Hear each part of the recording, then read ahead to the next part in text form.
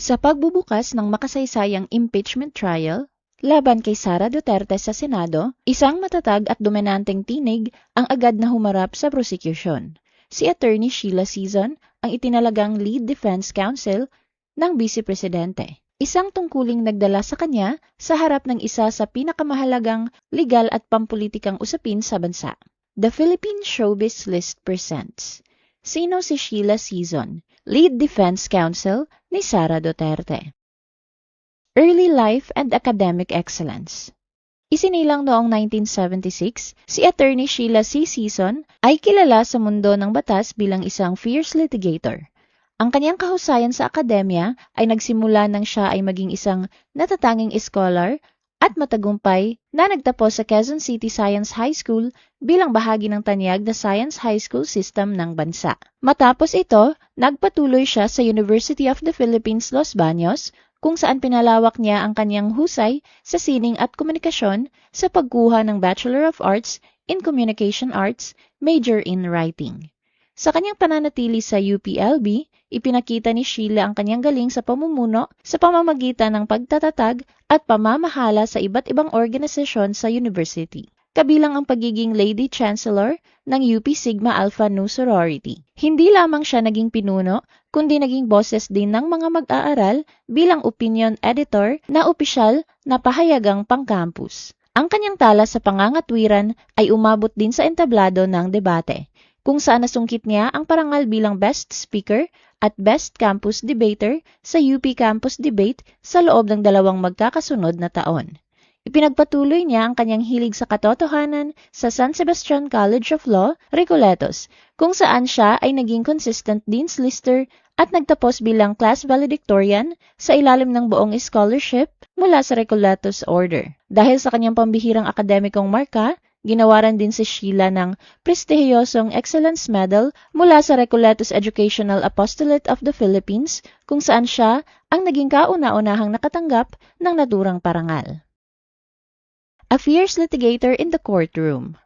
Bukod sa kanyang matalas na isipan sa batas, may malalim ding hilig si Sheila sa sining ng pamamahayag at malikhaing pagsusulat. Noong 2001, bago pa man siya maging ganap na abogado, ang kanyang talento sa literatura ay kinilala nang mapili siya bilang isang Fellow in Poetry sa prestihiyosong Ateneo de Manila University National Writers Workshop.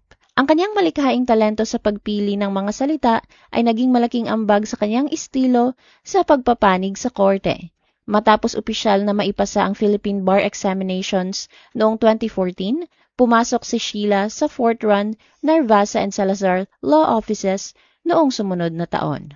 Bago ang kanyang pagpasok sa firm, naging aktibong miyembro muna siya ng Philippine Dispute Resolution Center Incorporated, kung saan nahasa ang kanyang galing sa alternatibong pag-aayos ng mga legal na hidwaan. Sa loob ng maikling panahon, ipinakita niya ang kakaibang galing sa paghawak ng mga kaso na nagdala sa kanya sa posisyon bilang partner ng firm. Humawak siya ng malalaking laban sa iba't ibang sangay ng batas tulad ng civil litigation, family law, appellate practice, labor law, mining law, at corporate law. Subalit ang kanyang tunay na rurok ay ang criminal litigation, kung saan nakapagtala siya ng sunod-sunod na tagumpay sa pagtatanggol ng mga kliyente bilang lead counsel sa mga high-profile na kaso sa harap ng sandigan bayan. Gumawa rin siya ng kasaysayan sa kanyang law firm nang kilalanin siya bilang Lawyer of the Year sa loob ng 4 hanggang 5 magkakasunod na taon mula 2015 hanggang 2019 dahil sa kanyang hindi matatawarang dedikasyon sa kahusayan.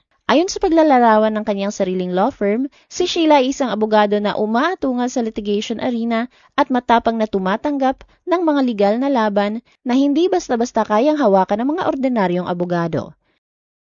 Sheila as lead counsel for VP Sara Duterte. Sa paglipas ng panahon, nanatiling pribado at hindi madala sa media si Sheila. Mas piniling ituon ang kanyang atensyon sa aktwal na paglilitis sa korte. Ngunit nagbago ang lahat nang italaga siyang pinuno ng 16-lawyer defense team ni Sara Duterte sa impeachment trial sa Senado.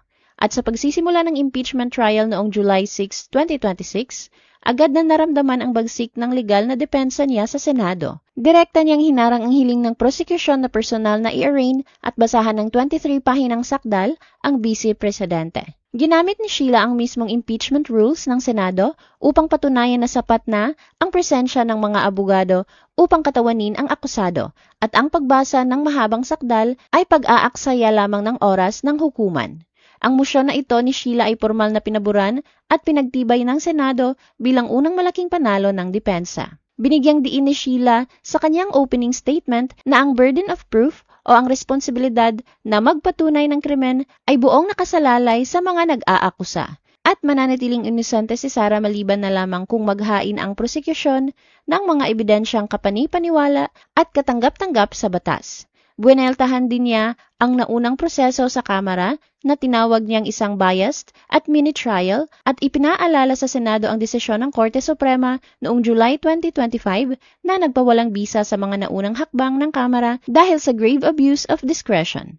Sa pamamagitan ng paggigiit na ang kasong ito ay pagtatangkaring burahin ang boses ng mahigit 32 milyong Pilipinong bumoto kay Sara, ipinakita ni Sheila na nakahanda niyang ipaglaban ang konstitusyonal na karapatan at due process ng kanyang kliyente sa bawat yugto ng paglilitis.